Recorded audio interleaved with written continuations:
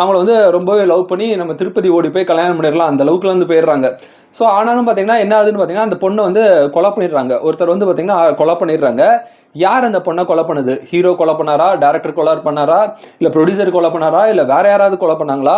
இல்லை ஹீரோவோட ஒய்ஃபும் பார்த்தீங்கன்னா ஒரு ஒரு பெரிய பணக்கார வீட்டு பொண்ணு. அவங்களோட மாமனார் யாராவது கொலை பண்ணாங்களா? ஹீரோக்கு பார்த்தீங்கன்னா டிரைவர் கேரக்டர் ஒருத்தர் காமிப்பாங்க. அவங்க கொலை பண்ணாங்களா? இந்த மாதிரி அந்த பொண்ணை யார் கொலை பண்ணாங்க அப்படின்னு சொல்லி பல விதமான ஆங்கிள் வந்து யோசிக்கிறாங்க. பல விதமான இன்வெஸ்டிகேஷன் நடக்குது. அந்த இன்வெஸ்டிகேஷன் பண்ணக்கூடிய ஒரு போலீஸ் ஆஃபீஸராக வந்து ராணா டகுபதி வந்து நடிச்சிருக்காங்க. கடைசியில் யார் தான்ப்பா அந்த ஹீரோயினை கொலை பண்ணா அப்படிங்கிறது பார்த்தீங்கன்னா ஃபைனல் கிளைமேக்ஸில் வந்து நமக்கு தெரிய வருது. ஸோ அதுதான் பார்த்தீங்கன்னா இந்த படத்தோட ஒரு சுருக்கமான ஒரு கதையை வந்து சொல்லலாம்.